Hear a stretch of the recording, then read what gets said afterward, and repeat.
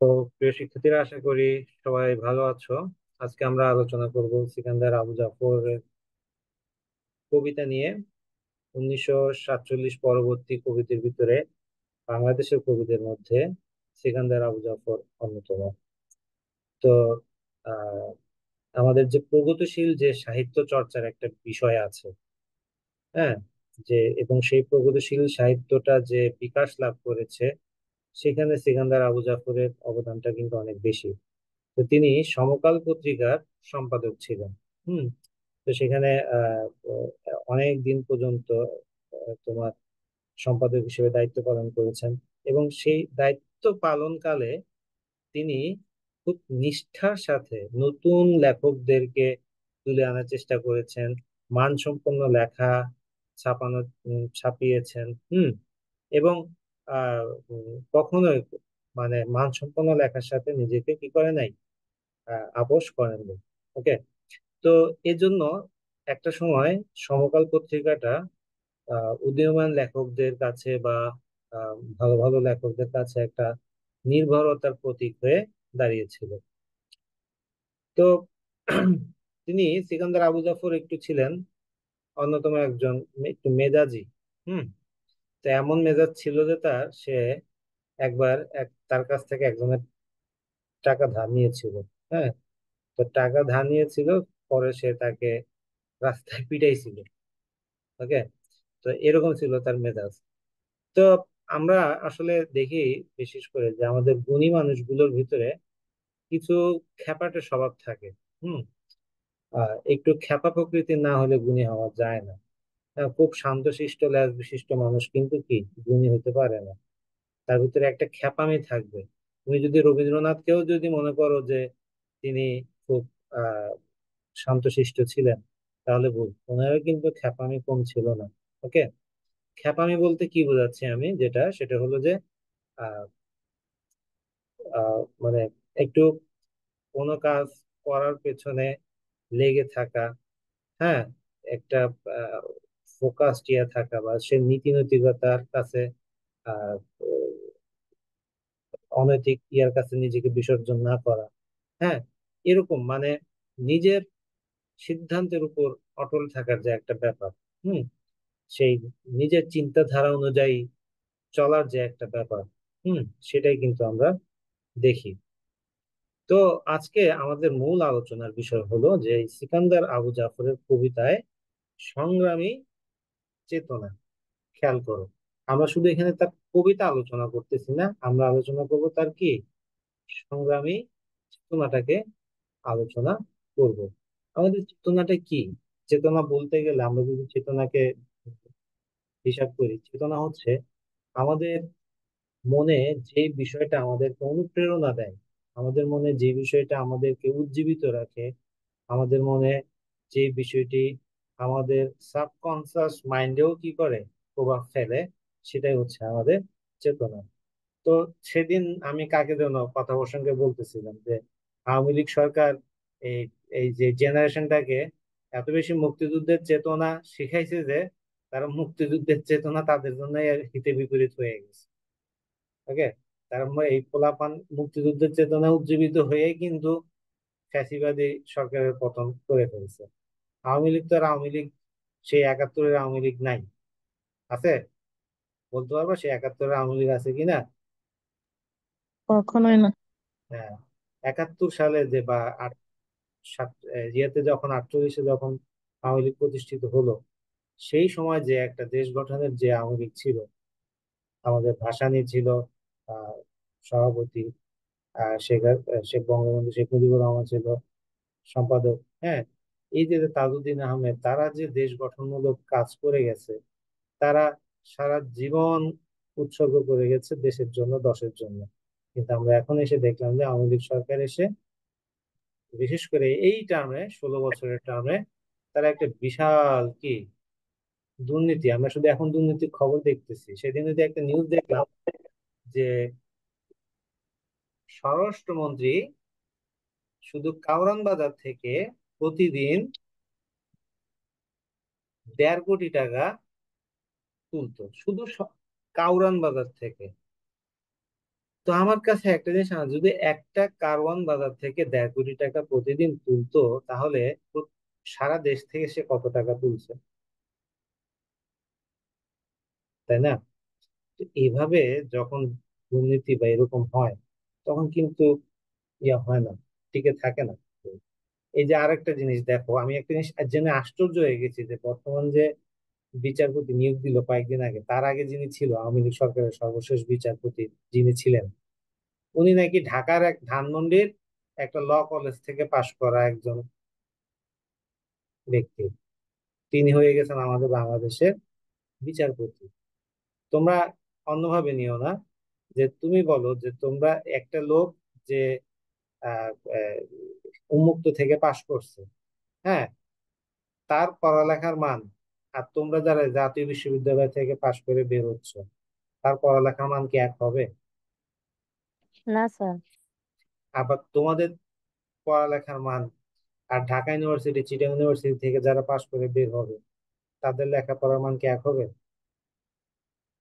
আবার না sir. Dhaka university, Chittagong না স্যার। ইউনিভার্সিটি বাদে একজন যখন অক্সফোর্ড বা হার্ভার্ড ইউনিভার্সিটি থেকে পড়ালেখা করে আসবে, তাদের পড়ালেখার মান কি এক হবে?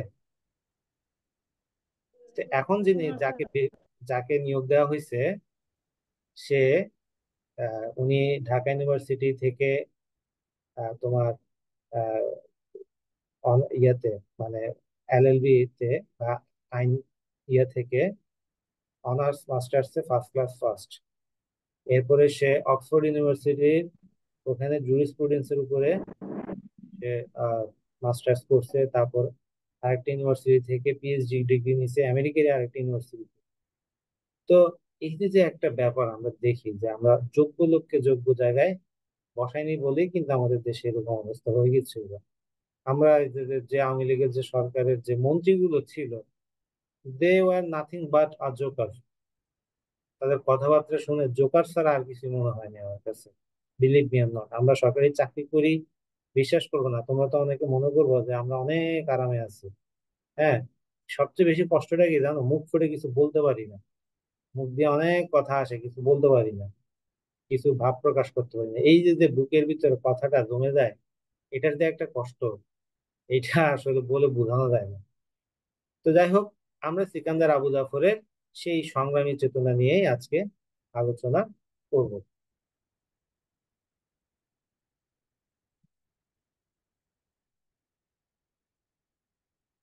তো 1940 50-এর দশকে অন্য সব কবি কণ্ঠে রোমান্টিক মায়ের কোমলতা ছিন্ন করে, খেয়াল করো, রোমান্টিক মায়ার কোমলতা ছিন্ন করে গণমানুষের প্রাণের দাবি নিয়ে বলিষ্ঠ কণ্ঠে জেগে ওঠেন সিকান্দার আবু জাফর। ওকে, তোমরা এই অংশটাকে ভূমিকা হিসেবে, সিকান্দার আবু জাফরের লেখাতে ভূমিকা হিসেবে ব্যবহার করতে পারবে। ওকে, এটা তোমাদের জন্য স্পেশালি আমি লিখে দিলাম। তো তোমরা যদি এটা ভূমিকা হিসেবে লিখতে পারো, একটা ভালো স্টার্টিং তোমাদের ইয়ে পাবে। তো দেখো যে রোমান্টিক মায়ের কোমলতা 40-50-এর দশকের কবিতায়, যেমন জীবনানন্দ দাশের কবিতায়, হ্যাঁ, আমরা কি দেখলাম? একটা যেমন রোমান্টিকতা দেখতে পেয়েছিলাম, কোমলতা দেখতে পেয়েছিলাম, কোমল রূপ দেখতে পেয়েছিলাম। হ্যাঁ, জীবনানন্দ দাশের কবিতায় গণমানুষের কথা তেমন উঠে আসেনি, কিন্তু সেখানে আমরা সিকান্দার আবু জাফরকে দেখি যে গণমানুষ কারা? আমরা যারা ম্যাঙ্গো পিপল। ওকে, ম্যাঙ্গো পিপল যাদেরকে বলা হচ্ছে, তারাই হচ্ছে গণমানুষ। এই গণমানুষের প্রাণের দাবি নিয়ে বলিষ্ঠ কণ্ঠে জেগে থেকে সিকান্দার আবু জাফর এই ম্যাঙ্গো পিপলদেরকে নিয়ে অনেকেই চিন্তা করে না। যেমন সেদিন কে যেন একজন বললো, আমি চাইবো যে আমাদের উপদেষ্টা যারা আছেন, তারা সপ্তাহে একদিন অন্তত বাজারে যান। আমি চাইবো যে তারা যখন অসুস্থ হন, তারা যেন সরকারি হাসপাতালে যান। আমি চাইবো তাদের সন্তানরা যেন এদেশের সরকারি প্রতিষ্ঠানে পড়ালেখা করে। তাহলেই বুঝবেন যে দেশটা কিভাবে চলতেছে। তোমরা কি জানো যে এই যে তোমরা একটা জাতীয় বিশ্ববিদ্যালয়ের স্টুডেন্ট, তোমাদের জন্য বছরে বরাদ্দ মাত্র 742 টাকা। মাত্র 742 টাকা বরাদ্দ, এটা দিয়ে একটা অনার্স ইয়া ইয়া হয় না তোমাদের এখানে। এটা মিনিমাম, এরা এখানে আরো 7 লাখ টাকা তোমাদের বরাদ্দ দেওয়া দরকার একটা স্টুডেন্ট প্রতি। কিন্তু সেখানে তোমরা পাচ্ছ মাত্র 742 টাকা। এই যে যে আমাদের শিক্ষায় যে একটা অধপতন কেন হয়েছে, শিক্ষায় অধপতন হওয়ার প্রধান কারণটাই কিন্তু এটা। তোমরা এই কলেজে আসো না কেন? তোমাদের কলেজে না আসার অন্যতম একটা কারণ হচ্ছে যে গাড়ি ভাড়া। আমার কথা ঠিক আছে? জি। হ্যাঁ, এই যে যে একটা গাড়ি ভাড়া টেনশনে তোমরা কলেজে আসতেছো না, এটা যে তোমার যে যে ক্ষতি করতেছে শুধু তাই না, কিন্তু আমাদের দেশের জন্য একটা ক্ষতি হচ্ছে। একটা স্টুডেন্টের গাড়ি ভাড়া, তার পর্যাপ্ত গাড়ি যাতায়াতের ব্যবস্থা নেই। আমার এখানে যদি পর্যাপ্ত গাড়ি যাতায়াতের ব্যবস্থা থাকতো, তাহলে আমাদের স্টুডেন্ট আরো অনেক অনেক আসতো। দুর্গম এলাকা হিসেবে আমাদেরকে সেই ইয়েটা কিন্তু দেয়া হচ্ছে না।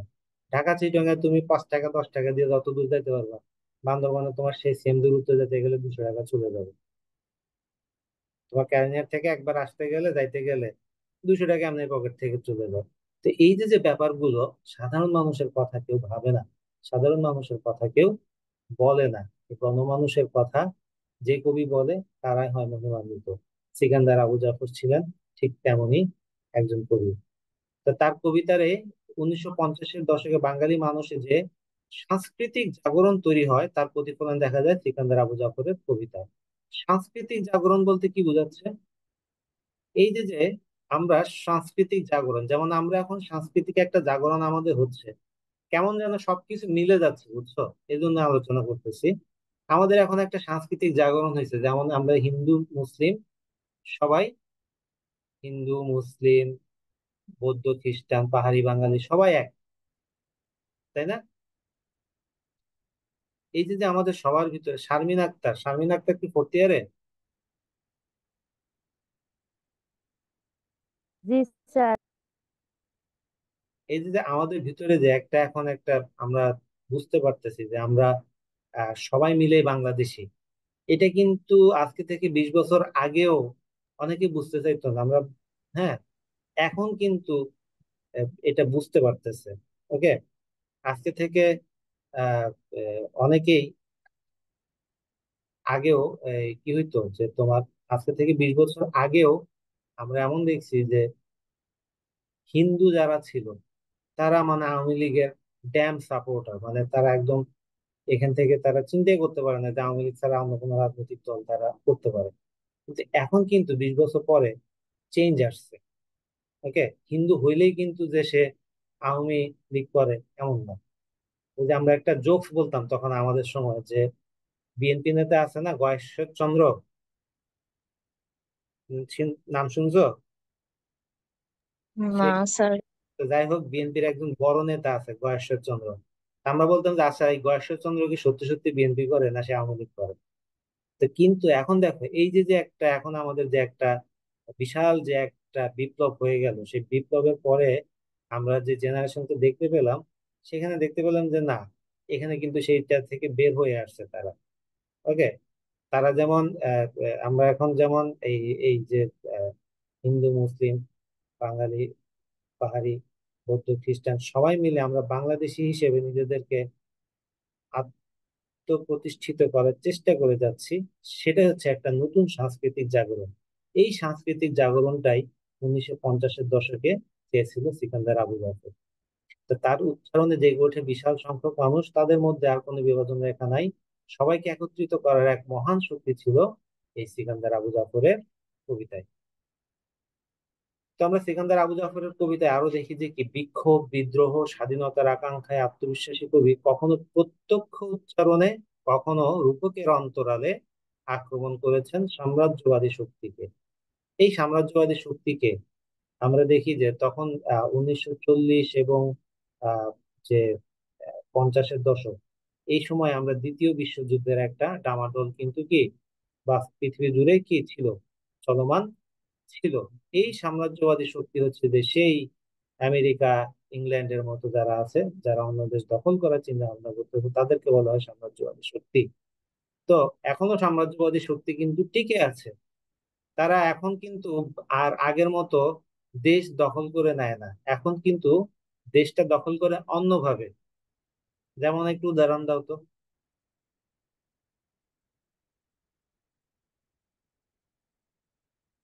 উদাহরণ দিতে পারবা? এই যে যে যেমন দেখো যে আমাদের বাংলাদেশকে এতদিন ইন্ডিয়া নানাভাবে প্রভাবিত করেছে, করেছে না? জি তোমার কথা বলা না কেন? কথা বলতে কি ভয় লাগে নাকি? স্যার, অনেক ধরনেরই আমাদের সাথে। হ্যাঁ। তো মর্জিনা, জি স্যার। মর্জিনা আছো? আছি স্যার। এই যে যে তারা, আমরা দেখতে পেলাম যে আমাদের দেশের মানুষ ইলিশ খেতে পারতেছে না, অথচ আহ আচ্ছা, এক মিনিট। ইফতেখার, ইফতেখার আছো? জি স্যার, আসসালামু আলাইকুম। ঠিক আছে, তোমাদের ক্লাসটা 10টার সময় শুরু হবে। ঠিক আছে। আর ইশরাত, আর একটা কি শারমিন আক্তার, হীরা, হীরা কি সেকেন্ড ইয়ারে, থার্ড ইয়ারে না ফোর্থ ইয়ারে? ফোর্থ ইয়ার স্যার ও। আচ্ছা আচ্ছা, তাহলে ইফতেখার তুমি লিভ নাও, 10টার সময় ক্লাস শুরু আচ্ছা হবে। স্যার। তো আমাদের এই যে যে আমাদের যে সাম্রাজ্যবাদী শক্তি বলতে এটাকে বোঝায়। আমেরিকা আমাদেরকে কি করতে চাচ্ছে? আহ, বলতেছে যে শেখ হাসিনা যাওয়ার সময় একটা কথা বলে গেছে, আমি যদি সেন্ট মার্টিন দিয়ে দিতেন তাহলে আমাকে ক্ষমতা ছাড়তে হতো না। এখন সত্যি কথা বলতে যে 2003 সালে যখন, 2001 সালে যখন শেখ হাসিনা আরেকবার পতন হইলো, তখন সে বলছিল যে কি আমাদের দেশের গ্যাস আমেরিকাকে দেয় নেই দেখে কি আমেরিকা মানে ইয়ে হয়েছে। এখন আবার বলতেছে সেন্ট মার্টিন দেয় নাই দেখে এটা হয়েছে। সেন্ট মার্টিনের কথা কেন বলতেছে? কারণ হচ্ছে জিয়া রহমানের আমলে একটা প্রপোজাল আসছিল আমেরিকান এক কোম্পানির কাছ থেকে যে সেন্ট মার্টিনটাকে তারা লিজ নিবে, এবং ওখানে তারা আহ, কি করবে, আহ, ইয়ে করবে তোমার, মানে পুরো দ্বীপটা নিয়ে একটা রিসোর্ট বা একটা ইয়ার মতো বানাবে আর কি। ঠিক আছে। তো এক হিসেবে আমার কাছে মনে হচ্ছে যে কি জানো, যে ওটা দিয়ে দিলেই ভালো হইতো। কারণ এখন সেন্ট মার্টিনের যে অবস্থা, কয়েকদিন পরে মানুষ যেখানে যাচ্ছে প্রবাল তুলে নিয়ে আসতেছে। হ্যাঁ। ওখানে তো আর আমাদের যে ভ্যারাইটিটা আছে, ইকোসিস্টেমটা আছে, সেটা তো নষ্ট হয়ে যাবে। এর চাইতে যদি কোনো এটা লিজ নিয়ে পুরো দ্বীপটাকে যদি ইয়ে করে রাখতো, মেনটেন করে রাখতো, সেটা অনেক ভালো ছিল। অন্তত দ্বীপটা ঠিক থাকতো। এখানে গরু ছাগলের মতো, বানের পানির মতো মানুষ যাইতো না, যাই ওখানকার পরিবেশটা নষ্ট করতো না। ওখানে কচ্ছপ ডিম পাড়তে আসে না, ওখানে ডলফিন আসে না, ওখানে এখন সামুদ্রিক ইয়া পাওয়া যাচ্ছে না, মাছের সংকট হয়ে যাচ্ছে, এত এত টুরিস্ট যাচ্ছে ওখানে, এত পরিমাণে কোকের বোতল, চিপসের এই সে হাবিজাবি গিয়ে পুরা দ্বীপটাকে নোংরা মানে। এক হিসেবে তখন কিন্তু এটা হইতো না, অন্তত এই দ্বীপটা সেফ থাকতো। যারা আসতো তারা অন্তত ইকোসিস্টেমকে মেনটেন করেই তো এটা করতো। তো আহ তো যেটা বলছিলাম যে আমাদের এই যে যে সাম্রাজ্যবাদী চিন্তা হচ্ছে যে দেশ এখন তারা সরাসরি দখল না করে কি করে, অন্য কোনো ভাবে সরকারকে দিয়ে, সরকারকে কিনে ফেলে, সরকারকে দিয়ে তারা নিজেরা ইয়ে করে। হ্যাঁ, যেমন শ্রীলঙ্কা চীনের কাছে একটা এরকম বন্দি অবস্থায় ছিল, মালদ্বীপ ভারতের কাছে বন্দি অবস্থায় ছিল। হ্যাঁ। তারপরে এই বাংলাদেশ অনেকটা ভারতের কাছে বন্দি অবস্থায় ছিল। তো এরকম এক একটা দেশ এক এক জায়গায় ইয়ে করে আছে। যেমন দক্ষিণ কোরিয়া, ওখানে সবকিছু চলে আমেরিকার কথা মতো। আবার উত্তর কোরিয়া চলে তাদের নিজেদের মতো, উত্তর কোরিয়ার সাথে দক্ষিণ কোরিয়ার এইসব দেশ। তো এই যে সাম্রাজ্যবাদী শক্তির বিরুদ্ধে কথা বলে যাওয়া, হ্যাঁ, এবং মুক্তিযুদ্ধের সময় দেশবাসীকে স্বাধীনতা, দেশপ্রেম, বিপ্লবের চেতনা উজ্জীবিত করতে তিনি অসংখ্য গান এবং কবিতা রচনা করে গেছেন। তার একটা বিখ্যাত নাটক কিন্তু আমরা পড়ে আসছি ইন্টারে, বলো তো কোনটা? সিকান্দার আবু জাফরের নাটক, মনে আছে? সিরাজউদ্দৌলা নাটকটা পড়ছো না? তাহমিদা তানি, তুমি জি সাউন্ড স্যার। মিউট কিনা কিছুই শুনতে পাচ্ছি না, এখন কি শুনতে পাচ্ছ?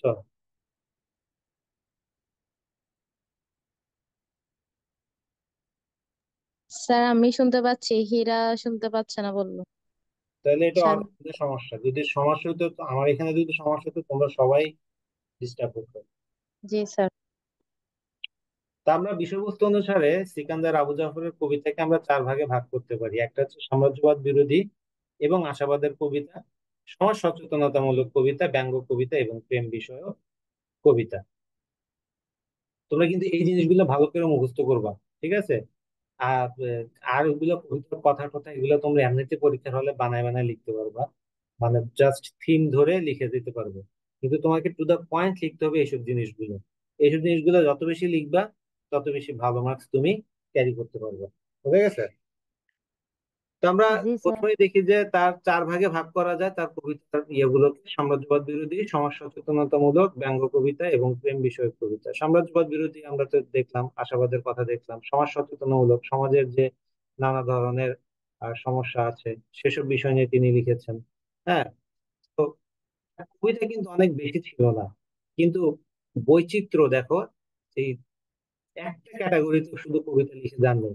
তিনি নানা ভাবে যখন যেভাবে যখনই যুগ চেতনা বা যুগের প্রয়োজনে যখন যেটা এসেছে তিনি সেটাকে নিয়েই কবিতা লিখেছেন। প্রেম, ভালোবাসা, ব্যক্তি, সাধারণ জীবন, সামাজিক ওই যে নীতি নৈতিকতাহীনতা, এগুলো কোনোটাই কিন্তু তার দৃষ্টির অগোচর হয়নি। তিনি তার কোনোটাই তার দৃষ্টি থেকে ছুটে যায়নি। তো এই যে যে তার আহ এই চার ক্যাটাগরির কবিতা, হ্যাঁ, এই চার ক্যাটাগরির কবিতা আমরা যখনই পড়বো তখন আমরা বুঝতে পারবো যে তিনি কবি হিসেবে কেমন ছিলেন, সামাজিক মানুষ হিসেবে কেমন ছিলেন, সমাজের প্রতি তার দায়বদ্ধতা কতটুকু ছিল। ওকে। তো আমরা তার যে কবিতাগুলো দেখি সেই কবিতাগুলো কি কি: প্রসন্ন প্রহর, আহ 1965, এটা তার প্রথম কাব্যগ্রন্থ। তারপর বৈরী বৃষ্টিতে, তিমিরান্তিক, কবিতা 1372, কবিতা 1374। এগুলো কিন্তু বাংলা সাল, ঠিক আছে? 1372, 1374। তোমরা কি এই যে বাংলা সাল বের করতে জানো? ইংরেজি সাল থেকে বাংলা সাল, যেমন 1968 থেকে 1372 বাদ দাও, কত হয়?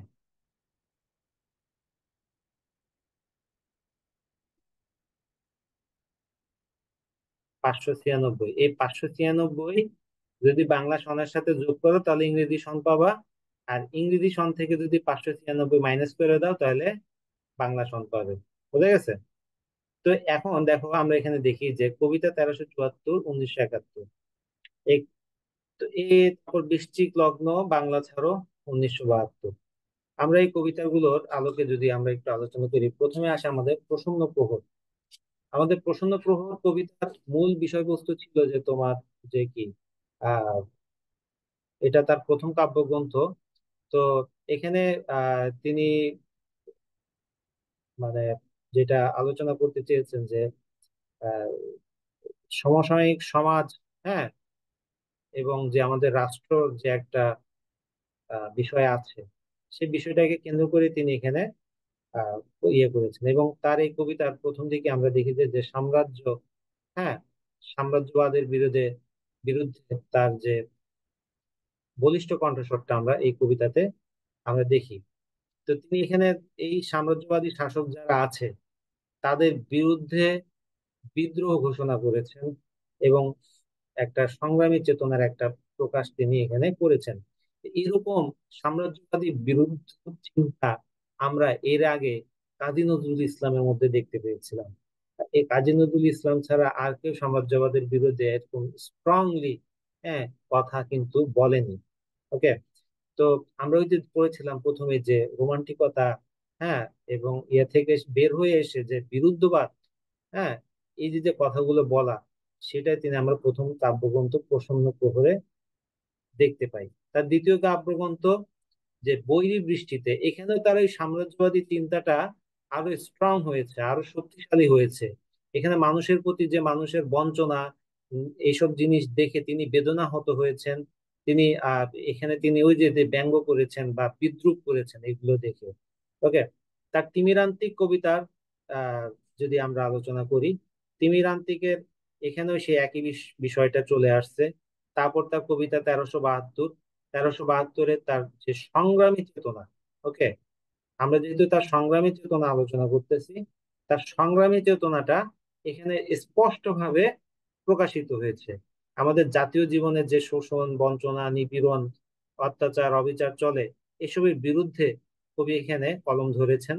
এখানে তার বিখ্যাত কবিতা আমাদের সংগ্রাম চলবেই, ঠিক আছে, আমাদের সংগ্রাম চলবেই, এটা নিয়ে তিনি প্রথমে একটা কবিতা লিখেন: জনতার সংগ্রাম চলবেই, আমাদের সংগ্রাম চলবেই, ক্ষত মানে অপমানে নয়, সুখ সম্মানে বাঁচবার অধিকার বাড়তে, দাস্যের নির্মম ছাড়তে, অগণিত মানুষের প্রাণপণ যুদ্ধ চলবেই চলবে, আমাদের সংগ্রাম চলবেই। তো এই যে যে আমাদের সংগ্রাম চলবেই, এই ইয়াটা তিনি যখন কবিতাটা যখন প্রথম লিখলেন, এটা তৎকালীন সময়ে যে যে রেডিওর যে বার্তা নিয়ে প্রধান প্রধান ছিল রুহানি, ওনার কবিতাটা খুবই ভালো লাগে এবং তিনি এটা এত মুগ্ধ হয়ে পড়েন যে তিনি একজন সুরকারকে দিয়ে এই গানটার একটা সুর করেন। এবং মজার ব্যাপার হচ্ছে এই সুর করা গান নিয়ে তিনি যখন প্রথম শোনানো হইলো তাকে, এই সিকান্দার আবু জাফরকে যখন এটা শোনানো হলো, তিনি বললেন যে এটা তার ভালো লাগে না, এই গানটা তার ভালো লাগে নাই। কিন্তু তারপরে তিনি কিন্তু আবার যারা গানের সুর করেছিলেন, গানটা গিয়েছিলেন, তাদেরকে আবার খুব বেশি অ্যাপ্রিসিয়েট করেছিলেন, তাদেরকে অনেক বেশি ধন্যবাদও দিয়েছিলেন। এরপরে কবিতার আমরা দেখি যে বৃশ্চিক লগ্ন, বৃশ্চিক লগ্ন কাব্যের যে ব্যঙ্গ কবিতা আমরা দেখি বিশেষ করে এখানে, হ্যাঁ, বিশেষ ব্যঙ্গ কবিতা। তো এই ব্যঙ্গ কবিতাতে তিনি আহ ব্যক্তিগত যে আক্রোশ, সেটা তিনি এখানে প্রকাশ করেছেন। পাশাপাশি তার নিজস্ব অভিজ্ঞতা, তার সরাসরি যে প্রত্যক্ষ অভিজ্ঞতা হয়েছে, সেই অভিজ্ঞতাটাও তিনি তার এই কবিতাতে স্পষ্টভাবে তুলে ধরেছেন। এবং এই যে যে অত্যাচার অবিচার যা হয়েছে এগুলো প্রতিবাদ তিনি করেছেন।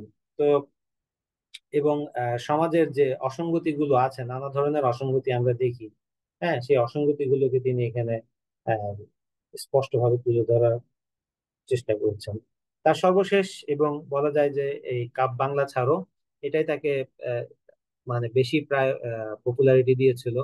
যে সর্বশেষ কাব্যগ্রন্থ, দেশের প্রতি যে একটা মানুষের গভীর ভালোবাসা থাকে, দেশের কে অন্য কেউ যখন দখল করে নেয়, সেটা যে কেউ মেনে নিতে পারে না, সেই যে উম, গভীর একটা অনুভূতি। এবং আমরা যদি বলি যে এই যে যে দেখো সময়কালটা দেখো, 1972 সাল, হ্যাঁ, এই সময়কালে তিনি কবিতাটা লিখছেন যে কাদের উদ্দেশ্যে লিখছেন? যারা এই বাংলা দখল করেছিল তাদের উদ্দেশ্যে কবি, বা এই মুক্তিযুদ্ধের সময়কালে তিনি কবিতাগুলো লিখেছিলেন। কিন্তু প্রকাশিত হতে এটা 1972 সালে প্রকাশিত হয়। তো এখানে তার বাংলা ছাড়ো, রক্ত চোখের আগুন মেখে ঝলসে যাওয়া আমার বছরগুলো, আজকে যখন হাতের মুঠোয় কণ্ঠনালীর খুন পিয়াসী ছুরি, কাঁচকি তবে আগলে রেখে বুকের কাছে কেউটে সাপের ঝাঁপি, আমার হাতেই নিলাম আমার নির্ভরতার চাবি। তুমি আমার আকাশ থেকে সরাও তোমার ছায়া, তুমি বাংলা ছাড়ো। এই যে যে বাংলা ছাড়ো একটা কথা স্পষ্ট ভাবে বিদেশি শক্তিকে বলা, এই যে যে একটা সৎসাহস, এই যে যে একটা স্ট্রং ইয়া আর্গুমেন্ট, সে আর্গুমেন্ট আমরা এখানে দেখতে পাই। বাংলা ছাড়ো, আমরা কখন কথা অনেকভাবে কথাগুলো বলা যেত, কিন্তু তিনি বলতেছেন তোমাকে বাংলা ছাড়তেই হবে। শামসুর রহমান যেমন কবিতায় বলেছে তোমাকে আসতেই হবে হে স্বাধীনতা, ঠিক তেমনি সিকান্দার আবু জাফর বলছে যে তুমি বাংলা ছাড়ো। ওকে, কতটা স্ট্রং ইয়া থাকলে এভাবে কিন্তু কথা বলা যায়।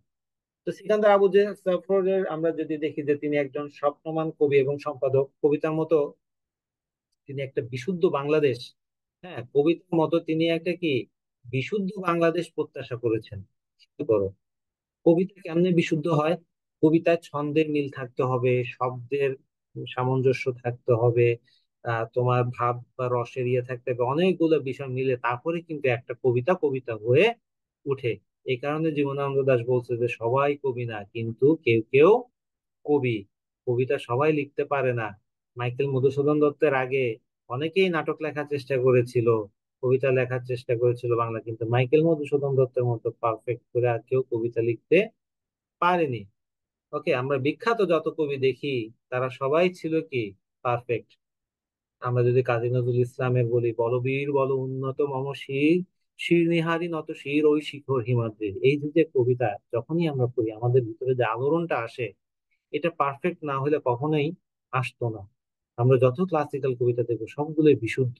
তো ঠিক তেমনি সিকান্দার আবু জাফরও সেই বিশুদ্ধ কবিতার মতো বাংলাদেশকে প্রত্যাশা করেছেন, যেখানে কোনো অসাম্য থাকবে না, বৈষম্য থাকবে না, অত্যাচার থাকবে না, অবিচার থাকবে না, মুক্তি থাকবে, সত্যিকারের মুক্তি। হ্যাঁ, আমরা যে এই যে অবিচার অনাচার থেকে মুক্তি হতে পারি, সেটাই হচ্ছে আমাদের সত্যিকারের বাংলাদেশ। তো ওই যে যেটা বলেছিলাম যে সমকাল পত্রিকার সম্পাদক হিসেবে তিনি এখানে একটা ঐতিহাসিক ভূমিকা পালন করে গেছেন। এবং তিনি নতুন যারা লেখক ছিল তাদেরকে অনেক বেশি প্রায়োরিটি দিয়েছেন, তাদের চিন্তা ভাবনাকে, নতুন চিন্তা ভাবনাকে তিনি অগ্রাধিকার দিয়েছেন। এবং অন্যান্য কবি সাহিত্যিকরাও যারা প্রতিষ্ঠিত ছিল তারাও কি সমকালে লেখার একটা ভরসা পেত। কারণটা কি জানো? কারণটা হচ্ছে যে সমকালের একটা নির্দিষ্ট পাঠক শ্রেণী ছিল, রুচিশীল, বুঝমান এবং পাঠক শ্রেণী। তো আহ, তো এই যে যে এটা, একজন কবি একটা কবিতা লিখবে, তার কবিতা যদি এখন পাঠক বুঝতে না পারে, হ্যাঁ, এমন একজনের কাছে আমি যদি মনে করি, আমি এখন যদি যে পড়ালেখা 5 পাস, তার কাছে যে যদি মাইকেল মধুসূদন দত্তের কবিতা আলোচনা করতে যাই, তাহলে সে কি বুঝবে? কখনোই বুঝবে না। তো আমার মাইকেল মধুসূদন দত্তের কবিতা আলোচনা করতে গেলে আমাকে ঠিক তেমনই একজন লেভেলে মানুষের কাছে যেতে হবে। তো এই জন্য কবিরাও চাইতেন যে সমকালের কবিতা, সমকালে লেখালেখি করতে পারলে একটা ভালো ইয়ে হবে। তো এদিক থেকে একটা বাংলা সাহিত্যকে সমৃদ্ধ করার পিছনে সমকাল পত্রিকাতে সিকান্দার আবু জাফর অনেক বড় ভূমিকা পালন করছে। তারপরে এছাড়াও তিনি বাংলাদেশের মুক্তিযুদ্ধের সময় বাংলা স্বাধীনতা কেন্দ্রের গানগুলি গিয়ে ইয়ে করেছিলেন, এই যে আমাদের সংগ্রাম চলবেই। তো এই যে এই কবিতাটাই পরবর্তীতে কি হয়, গণসংগীত, ওই যে বলেছিলাম ইয়ে করা হয়েছিল, গানের সুর দেওয়া হয়েছিল। এটাই কি হয়, এই কবিতাটাই পরবর্তীতে গণসংগীতে রূপান্তরিত হয়। তো আমরা আহ তার যে বলিষ্ঠ কণ্ঠ, তার সময় প্রেক্ষিতে তিনি যে এত বৈরী আবহাওয়ার, বৈরী পরিবেশের মধ্যে থেকেও তিনি যে এভাবে কথা বলতে পেরেছেন, তিনি দেশের জন্য, সমাজের জন্য এক অপরিহার্য ভূমিকায় মধ্যে হাজির হয়েছেন। তিনি প্রয়োজন অনুযায়ী উচ্চকণ্ঠ হয়েছেন, এটা কিন্তু একজন কবির সামাজিক দায়বদ্ধতা। কবি যদি সময়ে চুপ থাকে তাহলে সে কবি না। হ্যাঁ, তাহলে সে হচ্ছে কি, আমরা ওই যে আমার এক বন্ধু বলে, সে হচ্ছে সুদানের নাগরিক। হ্যাঁ, সুদানের নাগরিক মানে বুঝো? ইশরাত, মর্জিনা, সুদানের নাগরিক কি বলো? না স্যার, জানি না। क्या तो गाली। তোমরা চিটাঙ্গেরা বলো না সুদানি ফুয়া? আচ্ছা স্যার, ওইটা তো একটা গালে। এটা তো সব সময় আমাদের এখন এখানে এখন শোনা তো যায় আমরা তো এটা চিটাঙ্গাদের বলতে পারি কথাটা। না, এই জন্য বলে যে এদেরকে কি সুদানের নাগরিক। বুঝা গেছে? চিটাঙ্গা জিনিস এমন একটা জিনিস, চিটাঙ্গা ভাষাটা, বুঝছো? ওই যে সেদিন ইয়ে ডক্টর ইউনূস কথা প্রসঙ্গে বলে বলছে যে সব জায়গায় লড়র ফড়র অবস্থা। হ্যাঁ, মানে এই জিনিসটা বের হয়ে আসবেই তোমার, তুমি যতই দেশ ঘুরো না কেন, যেখানে যাও না কেন, তোমার এই যে যে মাতৃভাষার একটা কথা, মাতৃভাষার যে একটা ইহা, হ্যাঁ, আসসালামু আলাইকুম। এটা কোনো না কোনো ভাবে বের হয়ে আসবে। তো যাই হোক, আমরা এখানে দেখি যে সিকান্দার আবু জাফর তার কাজী ক্লাস নজরুল। চলো, ক্লাস করে দিই। আচ্ছা, তো ওই যে আমি আলোচনা করেছিলাম যে নজরুলের সাথে তার একটা মিল আমরা পাই, যে নজরুল যেমন অন্যায় অবিচারের বিরুদ্ধে, বিদেশি শক্তির বিরুদ্ধে সোচ্চার ছিলেন, ঠিক তেমনি সিকান্দার আবু জাফরও একই বিষয়টা নিয়ে তীব্র প্রতিক্রিয়াশীল ছিলেন। তো এই যে যে একটা অপশক্তির বিরুদ্ধে, যে একটা বৈরী পরিবেশে, এখন তো নইলে আওয়ামী লীগ সরকার কি করছে, জাস্ট নিয়ে বন্দি করছে বা শাস্তি করছে, তাই না? কিন্তু তখন তো ওরকম ছিল না, ডিরেক্ট ধরে নিয়ে গিয়ে গুলি করে মেরে ফেলছে, তাই না? তো সেই হিসেবে আবার আমরা যদি দেখি যে অনেকে বলতেছে যে দেশ স্বাধীন হয়েছে, এই হয়েছে, সে হয়েছে, হ্যাঁ, এটা কিন্তু আমি একটু মানতে নারাজ, কারণ আমরা মুক্তিযুদ্ধের সাথে এই জিনিসটাকে কখনোই তুলনা করা উচিত না। হুম। তো আবার এখন স্বাধীন হয়েছে বলতেছে, যদি আওয়ামী লীগ আবার আসে ক্ষমতায়, টুডে টুমোরো, আজকে হোক কালকে হোক 20 বছর পরে হোক, আওয়ামী লীগ আবার ক্ষমতায় আসবে, আমি তোমাদেরকে বলতেছি, তোমরা লিখে রাখো। কারণ বাংলাদেশে দুই ধরনের লোক, একটা হচ্ছে আওয়ামী লীগ, আর একটা হচ্ছে আওয়ামী লীগ বিরোধী। ওকে, এখন যারা আওয়ামী লীগের ইয়েতে ছিল, তারা আওয়ামী লীগ করে না ঠিক আছে, কিন্তু এরা কিন্তু আওয়ামী লীগকে ছেড়ে দিবে না, ঠিকই আওয়ামী লীগ আবার ক্ষমতায় আসবে, আজকে হোক কালকে হোক বা 20 বছর পরে হোক। তারা আসলে তো সবাইকে শেষ করে ফেলবে। এখন আস্তে সবার আস্তে সামনে করে ততদিনে চলে বিশ যাইতে বছর হবে। 15-20 বছর হয়ে যাবে। যেমন 75 পরবর্তী তাদের 21 বছর লেগে গেছিল আসতে। এখন তো শেখ হাসিনা তো প্রায় 80 বছর বয়স হয়ে গেছে, তাই না? শেখ হাসিনা মনে হয় না আর রাজনীতিতে ফিরতে পারবে। এদিক থেকে আওয়ামী লীগ এখন একটা ডিসঅ্যাডভান্টেজের ভিতরে আছে। বিএনপি একটু অ্যাডভান্টেজ আছে যে তারেক রহমান কিছুটা রাজনীতির সাথে সংশ্লিষ্টতা থেকে অনেক বেশি এগিয়ে গেছে। আর এখন তোমাদের যে জেনারেশন, আমরা এখন পরিবারতন্ত্রে বিশ্বাসী না। হুম। আমরা যে আমাদের দেশটাকে শেষ করে দিচ্ছে এই পরিবারতন্ত্র। রাজার ছেলে রাজা কেন হবে? আমরা কি রাজ পরিবার আমাদের দেশ চালাচ্ছে? যে যোগ্য মানুষ সেই যাবে, যোগ্য মানুষ গেলে কি হয় সেটা আমরা এখন ডক্টর ইউনূসকে দিয়ে দেখতেছি। বুঝতে পারছো? তোমরা এখন দেখো যে আমাদের নতুন যে সরকারটা আমাদের হয়েছে, 3 মাস 4 মাস বা 2 এক বছর থাকলে দেশের অনেক কিছু চেঞ্জ হয়ে যাবে, কারণ তাদের কথাবার্তা শুনলেই বোঝা যাচ্ছে hmm. They are something, they can do something. আর আওয়ামী লীগ সরকারের যে মন্ত্রীগুলো ছিল, they are nothing but joker. Hmm. Joker মনে হয়েছে, আমার আর কিচ্ছু মনে হয়নি। তো যাই হোক, আমরা সিকান্দার আবু জাফরের কবিতা আজকে আলোচনা করলাম, আজকে এতটুকুই। আহ আবার নেক্সট ক্লাসে আবার করবো। তোমরা এই সিকান্দার আবু জাফরের সংগ্রামী চেতনা নিয়ে কবিতার ইয়েগুলো ভালো করে আহ, লিখে গ্রুপে পোস্ট করে দিবা। ইশরাত, খাদিজা, সবাই তোমরা বাড়ির কাজ করতেছো না? বাড়ির কাজ করবো অবশ্যই। ওকে, ইশরাত তো বাড়ির কাজ করছে। মর্জিনা, জি মর্জিনা স্যার। থার্ড ইয়ারে অনেক অ্যাক্টিভ ছিল, এখন অ্যাক্টিভ নাই। আর নজরুলের কি স্যার হয়েছে? সরি স্যার, দিয়ে দিব কারণ স্যার। বিলিং করতে পারছি না, এই জন্য সময় দিতে পারতেছে না। কি হয়েছে? স্যার ও উল্টা পাল্টা কথা বলতেছে। কে? স্যার ও দুষ্টামি করতেছে না স্যার, বাড়ি করতেছে ওইটা বলতেছে। কে বাড়ি করতেছে? নজরুল? আমাদের আব্বু করতেছে আর কি স্যার, ওই জন্য দুষ্টামি করতেছে। তো এখানে দুষ্টামি করার কি আছে?